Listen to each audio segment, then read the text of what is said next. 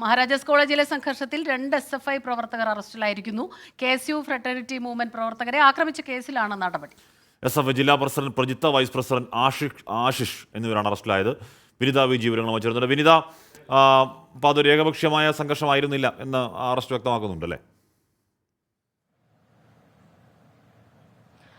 തീർച്ചയായും ഹാഷ്മി, ഇതിനോടകം തന്നെ ഈ വിദ്യാർത്ഥി സംഘർഷവുമായി ബന്ധപ്പെട്ട KSUവിന്റെയും SFIയുടെയും ഒപ്പം തന്നെ ഈ ഫ്രട്ടേണിറ്റിയുടെയും ഒക്കെ പ്രവർത്തകരെ നേരത്തെ തന്നെ പോലീസ് കസ്റ്റഡിയിലേക്ക് എടുക്കുകയും അവർക്കെതിരെ അറസ്റ്റ് രേഖപ്പെടുത്തുകയും ഒക്കെ ചെയ്തിട്ടുണ്ടായിരുന്നു. ആദ്യഘട്ടത്തിൽ ഏതാണ്ട് 15ഓളം പേർക്കെതിരെയാണ് പോലീസ് കേസെടുത്തത്.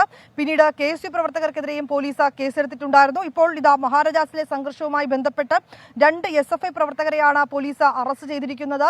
എറണാകുളം സെൻട്രൽ പോലീസിന്റേതാണ് നടപടി. SFI ജില്ലാ പ്രസിഡന്റ് പ്രജിത്ത്, ഒപ്പം തന്നെ വൈസ് പ്രസിഡന്റ് ആശിഷ് എന്നിവരാണ് അറസ്റ്റിലായത്.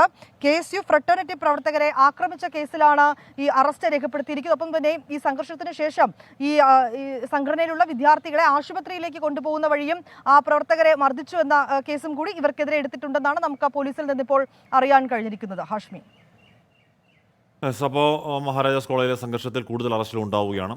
കൂടുതൽ അറസ്റ്റുകൾ ഉണ്ടാവട്ടെ, കുറ്റക്കാർ ശിക്ഷിക്കപ്പെടട്ടെ എന്ന് പറഞ്ഞാൽ വിദ്യാർത്ഥി രാഷ്ട്രീയവും ബാക്കിയൊക്കെ വളരെ നല്ലതാണ്, ഗംഭീരമാണ്. പക്ഷെ അത് ആശയ സംവാദവും വിയോജിപ്പുകളും തർക്കവും ബഹളവും ഒക്കെ ആവാം. പക്ഷെ അത് ആയുധമെടുക്കലിലേക്കും ഉപദ്രവങ്ങളിലേക്കൊക്കെ പോകുന്നത് നല്ലതല്ല.